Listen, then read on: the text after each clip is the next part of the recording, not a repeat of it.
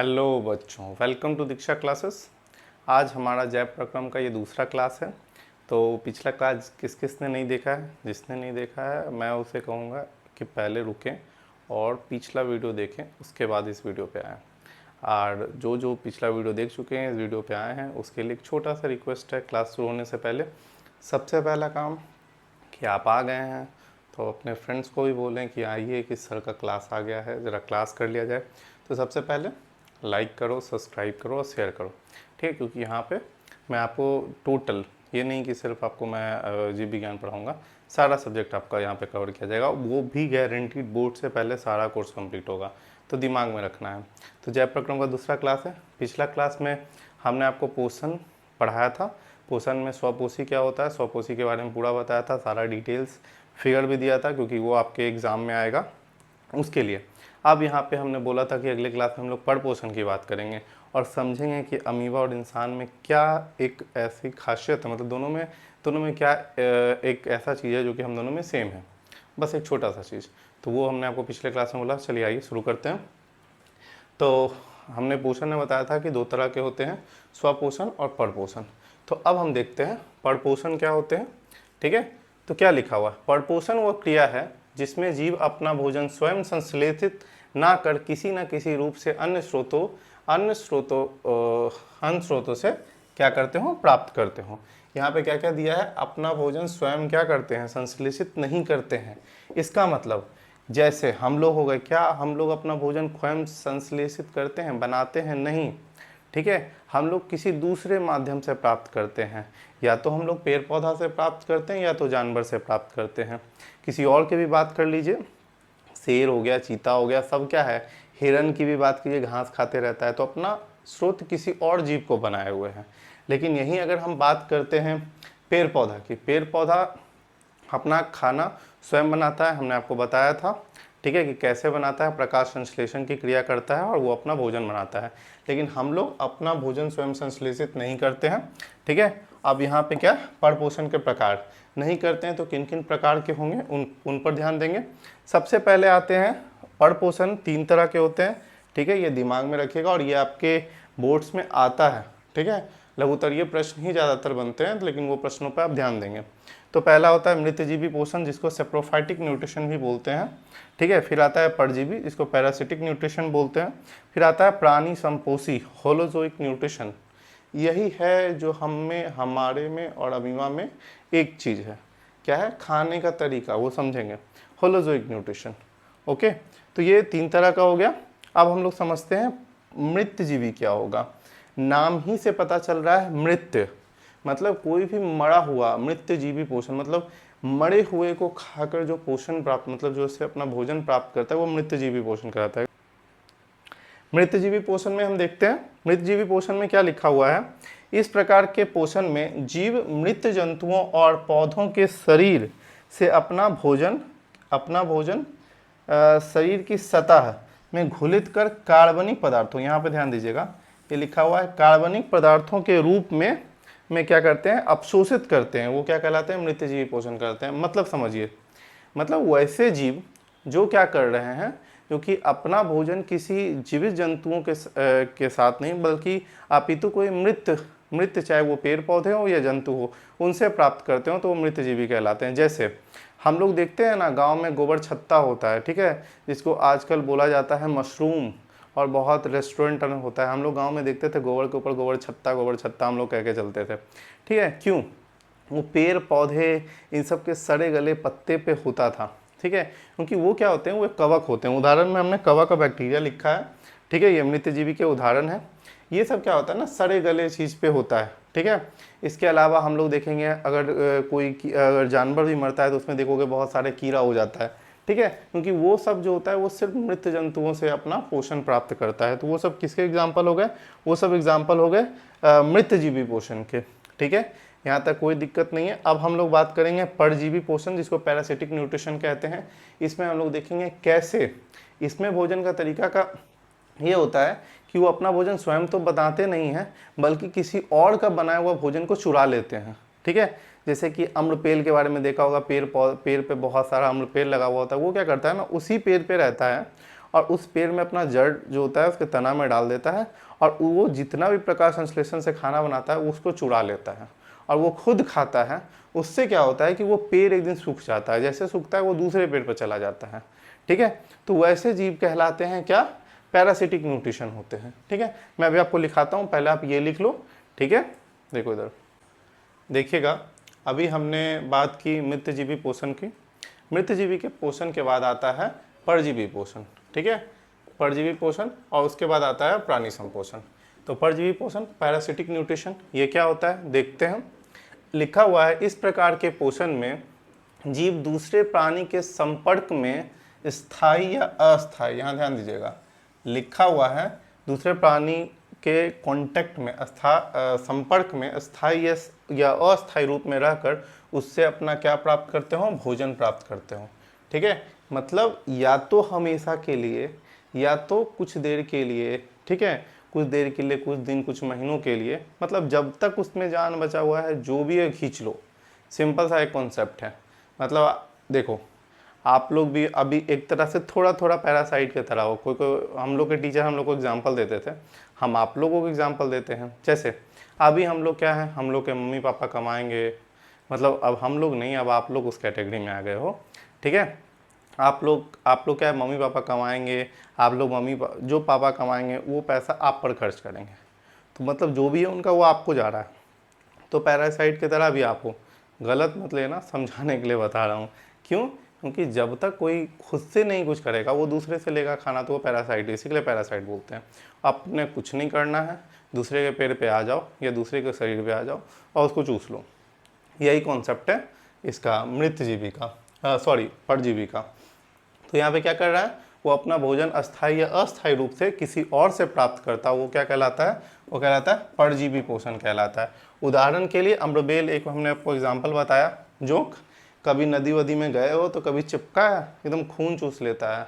हम लोग बकरी पाले हुए थे, वो बगल में हम लोग का पोखर था, उसमें चली जाती थी, जब आती थी तब एक न दो जोक अपने अंदर चिपका के आती थी। टैप बम, साथ में बच्चे लोग के पेट में देखो ना कीड़ा उड़ा हो जाता है, वो सब क्या है, वो सब भी क्या है, वो सब भी आपके क्या है, परजीवी पोषण का, वो भी शरीर में हो जाते हैं और आपका बच्चे का न्यूट्रिशन वो खुद ले लेते हैं। ठीक है, तो वो भी एग्जाम्पल किसके हो जाते हैं, परजीवी पोषण के। उसके बाद आता है प्राणी संपोषण, और ये बहुत इंपॉर्टेंट है क्योंकि आपके एग्जाम में पूछता है। ठीक है, आपको फिगर बना के समझाना, अभी लिखा है, फिर मैं आपको फिगर बना के दिखाऊंगा। प्राणी संपोषण क्या होता है, इसको होलोजोइक न्यूट्रिशन बोलते हैं। लिखा हुआ यहाँ पे लिख देते हैं holozoic nutrition, holozoic nutrition, holozoic nutrition. ठीक है, तो होलोजोइक न्यूट्रिशन होता क्या है, लिखा हुआ है वैसा पोषण जिसमें प्राणी अपना भोजन ठोस या तरल रूप में, ठीक है, किस रूप में, ठोस या तरल रूप में जंतुओं के भोजन ग्रहण करने की विधि द्वारा ग्रहण करते हो। ठीक है, मतलब उस विधि द्वारा ग्रहण करते हो जिस विधि द्वारा जंतु अपना भोजन ग्रहण करते हैं, वो क्या कहलाता है, वो कहलाता है आपका प्राणी संपोषण। अर्थात हम लोग जंतु हैं, हम लोग खाना क्या खाते हैं, हम लोग ठोस या तरल रूप में खाना को सीधा अपने शरीर के अंदर डालते हैं। ठीक है, उसके बाद शरीर के अंदर पाचन की क्रिया होती है, उसके बाद वहाँ से क्या होता है, हमारा भोजन पेट में आने के बाद पचता है, उसके बाद उससे ऊर्जा निकलता है, तब उसका उपयोग करते हैं। ये नहीं होता है कि तुरंत खाया और वो ऊर्जा बन गया, ऐसा नहीं है। हम लोग में क्या है, हम लोग खाना खाते हैं, वो हमारे पेट में जाता है, उसके बाद वो खाना पाचन की क्रिया होती है। अभी हम लोग पाचन तंत्र पढ़ेंगे, उसमें देखेंगे पाचन की क्रिया होती है, उसके बाद उससे क्या होता है, एनर्जी बनता है और हमारे शरीर में जाता है। तो ये एक प्रोसेस है, जो ये प्रोसेस करता है वैसे जीव कहलाते हैं प्राणी संपोषण। और ये अमीबा में भी होता है, मानव में भी होता है, साथ साथ जो भी जंतु हैं, जैसे घोड़ा हो गया, कुत्ता हो गया, बिल्ली हो गया, हाथी हो गया, सब क्या है, सब डायरेक्ट खा रहा है ना, पेट में जाके पाचन हो रहा है, ये बड़े बड़े जीवों में होता है। ठीक है, अमीबा भी एग्जाम्पल है, इसलिए अमीबा एक बता दिया। ठीक है, अमीबा में अभी किस तरह से होता है, क्योंकि एग्जाम में पूछता है। ठीक है, और सीधा आपसे पूछ देगा प्राणी संपोषण का एग्जाम्पल, अमीबा कैसे अपना भोजन ग्रहण करता है, उसको चित्र बताएं, तो आपको चित्र बना के बताना पड़ेगा। एक चीज़ आप लोग, मैं आशा करता हूँ कि आप लोगों को पता हो कि अमीबा का कोई निश्चित आकार नहीं होता है, मतलब जैसे मन करे वैसे बना दो, वो अमीबा है। ठीक है, और अमीबा क्या, अपना एक स्यूडोपोडिया कूट पास जो है निकालता है और भोजन को अपने अंदर कर लेता है। ठीक है, उससे क्या करता है, भोजन करता है। मैं आपको फिगर बना के दिखाता हूँ, यहाँ तक आप लोग अच्छे से नोट करें। ठीक है, देखें इधर, देखिए अब हमने क्या लिखा, अभी हमने बात करा प्राणी संपोषी की, और उसमें हमने बताया कि हम अमीबा का एक फिगर ड्रॉ करेंगे कि वो कैसे अपना भोजन का अंतर ग्रहण करता है, क्योंकि ये आपके बोर्ड्स में आता है। डायरेक्ट आपको आएगा कि अमीबा में भोजन का अंतर ग्रहण का एक सचित्र वर्णन करें, तो आप वर्णन किस प्रकार करेंगे ये देखते हैं। ठीक है, इसमें क्या कहता है अंतर ग्रहण का तरीका देखिए। ये आपका अमीबा है, ये भोजन हुआ शैवाल के रूप में, ये इसका न्यूक्लियस होता है, ठीक है, केंद्रक, और इसमें ये जीव द्रव्य विद्यमान रहते हैं।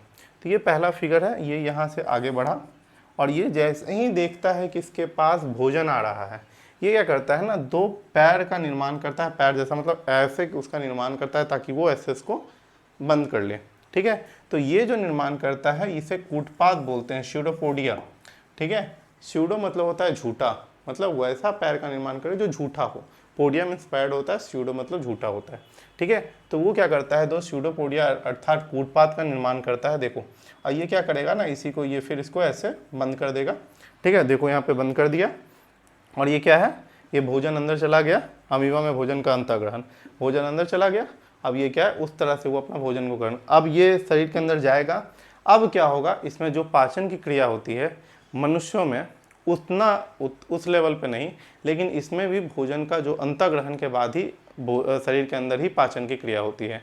इसी के लिए इसको होलोजोइक न्यूट्रिशन बोलते हैं, क्योंकि ये जो भोजन का ग्रहण किया है वो फुल फॉर्म में किया है, वो अब उसके अंदर जाएगा, सब जो एंजाइम्स होते हैं वो उसको पाचन की क्रिया में मदद करेंगे, उसका बहिष्करण होगा भोजन का। मतलब अब जो भी आप लोग भी खाना खा लेते हो तो सुबह सुबह टॉयलेट जाते हो कि नहीं, उसी तरह अब इनका थोड़ा प्रोसेस तरीका अलग है, लेकिन हम लोग के जैसा मिलाना है तो ऐसे थोड़ा सा मिला सकते हो। ठीक है, थोड़ा थोड़ा, ज़्यादा नहीं। ओके, चलिए एक फिगर ड्रॉ कीजिए बड़ा बढ़िया सा, जैसा मैंने किया, एग्जाम में आएगा, लिख देना। चलो देखिएगा, अब हम बात करेंगे मानव पाचन तंत्र की। अभी तक हमने पढ़ा कि पोषण दो प्रकार के हैं, हमने पढ़ा स्वपोषण, परपोषण। परपोषण में हमने पढ़ा 3 प्रकार। अब हम प्राणी संपोषण में हमने भी अमीबा देखा, अब अमीबा के बाद हम मानव पाचन तंत्र की तरफ देखेंगे, और ये सबसे इम्पॉर्टेंट है और इससे क्वेश्चन बहुत आते हैं। ठीक है, MCQ, लघुत्तरीय, दीर्घोत्तरीय भी। इसमें एक फिगर आएगा, ठीक है, जिसमें कि आपको मानव पाचन तंत्र का लेबलिंग करना पड़ेगा, सबका नाम लिखना पड़ेगा। ठीक है, इधर ध्यान दीजिएगा,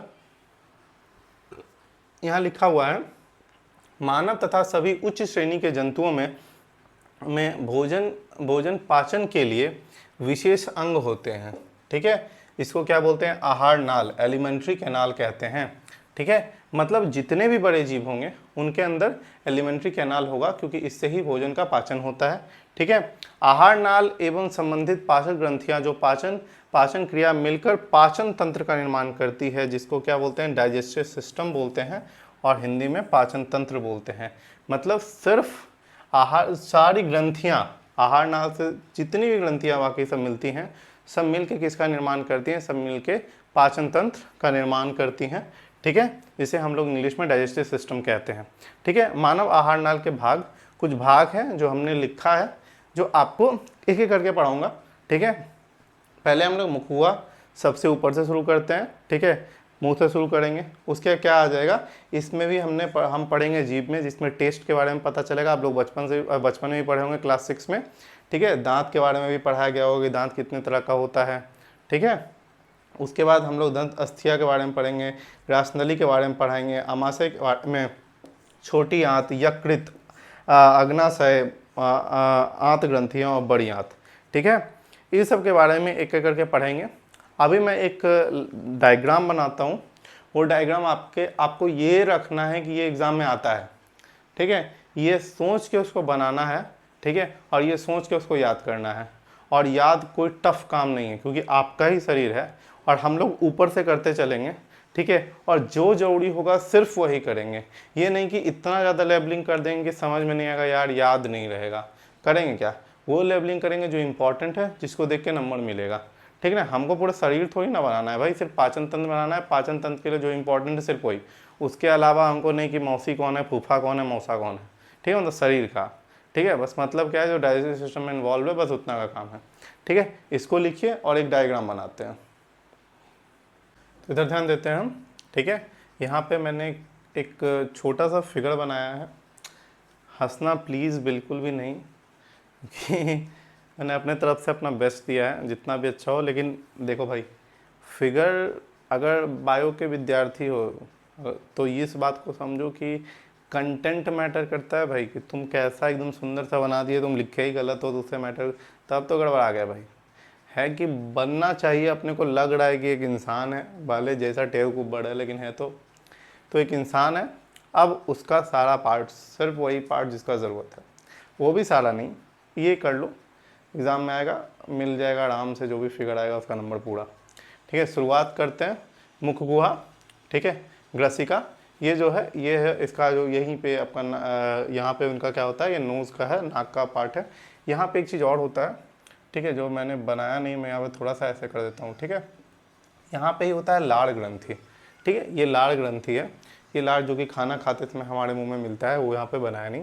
ठीक है, लाड़ ग्रंथि वहाँ होती है जो कि जैसे ही खाना खाएंगे वो हमारे मुंह में आने लगता है और हमारे खाना चबाने में वो मिक्स हो जाता है, ताकि वो स्मूथली हमारे ग्रसिका से अंदर जाए, उसके लिए। ठीक है, उसके बाद देखते हैं, उसके बाद हम लोग बात करते हैं, ये हो गया आपका डायफ्राम। ठीक है, ये हो गया यकृत। ठीक है, ये हो गया आपका पित्ताशय, ये आपका हो गया अग्नाशय। ठीक है, छोटी आंत, बड़ी आंत, ठीक है, गुदाद्वार। तो सारा चीज़ जो हमने लिखा था, और सॉरी ये नहीं लिखा, स्टमक है, पेट है। ठीक है, तो ये सारे चीज़ की हम लोग बात करते हैं। ठीक है, ये सारा अगर आप इसको लेबल्ड कर देते हो, हमने शुरू यहाँ से किया, ख़त्म यहाँ से किया, खाते यहाँ से, निकालते यहाँ से भाई, तो पूरा शुरू से लेकर अंत तक टोटल काम हो गया। ये फिगर बनाओगे, नंबर रखा हुआ है, कोई नहीं ले सकता है। ठीक है, तो ये नंबर करो और इसको अच्छे से अब हम लोग अगले क्लास में देखेंगे। ठीक है, अगले क्लास में हम लोग इसके पार्ट्स को डिस्कशन करेंगे। ठीक है, और साथ में क्वेश्चन, जितना से जितना क्वेश्चन हो सकता है प्रीवियस ईयर में जितना भी बोर्ड में आया हुआ क्वेश्चन, मैं सबका प्रैक्टिस आपको करवाऊंगा। ठीक है, और उसमें MCQs क्वेश्चन मैं अपने टेलीग्राम चैनल पर डाल दूंगा, आप टेलीग्राम चैनल पर जाके वहाँ ज़रूर देख लेना, ताकि मैं यहाँ पे आपको लघुत्तरीय और दीर्घोत्तरीय क्वेश्चन जो आया हुआ है वो करवाऊंगा। कुछ जो है हम लोग MCQ के क्वेश्चन भी कर लेंगे। ठीक है, यहाँ तक कोई दिक्कत है तो कमेंट बॉक्स आपके लिए खुला हुआ है, ज़रूर बताएं कैसा लगा क्लास, और अगर अच्छा लगा तो ज़रूर लाइक करें, शेयर करें, सब्सक्राइब करें। ठीक है, थोड़ा निखिल सर पर ध्यान दो भाई तुम लोग भी। नमस्ते, ध्यान देना भाई साहब।